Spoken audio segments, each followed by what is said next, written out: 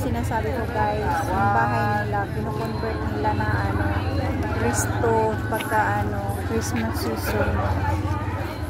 Pag normal ano naman siya, wala naman silang ano dyan, store sa loob.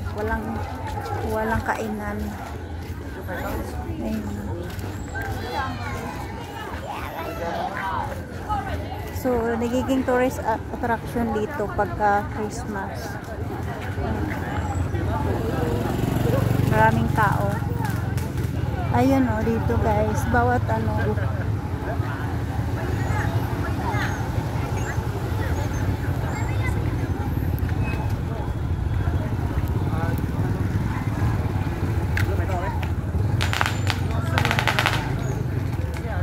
Ayan guys, so kino-convert nila kainan guys pagka Christmas. Okay. O nagbibenta sila sa loob ng bahay.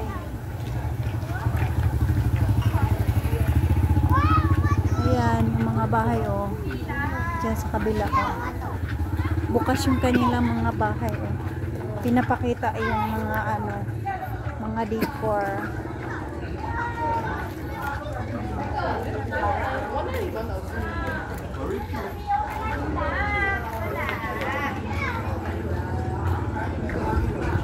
Ayan guys, so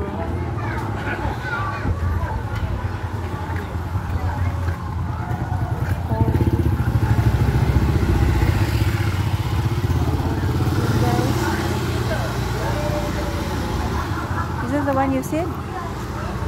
What is it? Fruit cake oh? No? Fruit cake? There?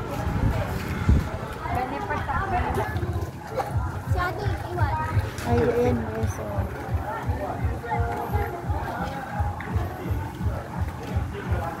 you guys be careful oh. Tingnan nyo yung mga bahay nila guys. Nagiging ano, kainan. Masaya diba? Mga ano kasi yan sila dito guys.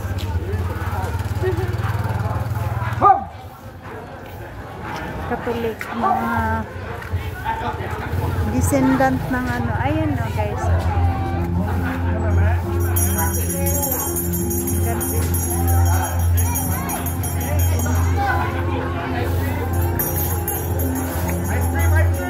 Ang laki ng ginastos nila siguro nito sa mga ano. Ang laki siguro ginastos nila sa mga decor nila. Kanya, tad-tad ng decor.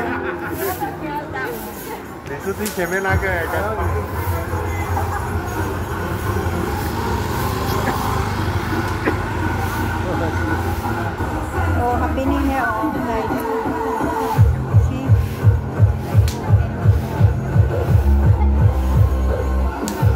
Kita nyo yan guys. Sumasaya, pagod na siya. Pagod na siya, pagod na. Ayun, sumayaw pa siya uli oh. Oh, diba? Sumayaw pa siya oh.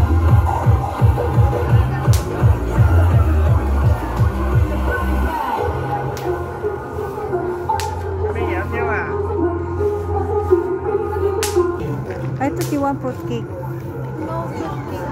If they don't sell, how would I know? How would I buy it? There's no problem. You have that. It's okay. No problem. Ayan guys, nakapalibot dito guys, yung mga bahay na mga ganyan guys. You know. Ayun, may bilin din sila oh. Ayun, may bilin sila sa labas. Ang ganda ng ano nila oh.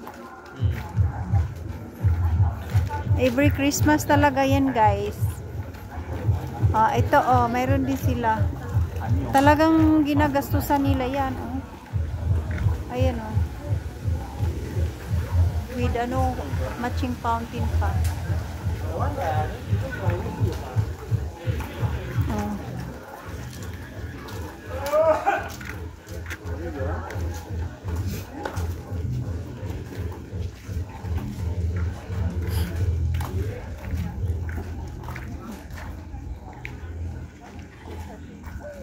Ayun. Gabi-gabi dito maraming mga ano tourist. Kaya alam nyo guys, pagka galing ng KL, imbis na ang ano, ang biyahe ninyo is nasa 1 oras lang mahigit o kaya 2 oras mahigit, yung nadadagdagan yun ng mga halos 1 oras kasi sobrang traffic eh. Ayun, dito na tayo sa dulo, babalik tayo sa kabila.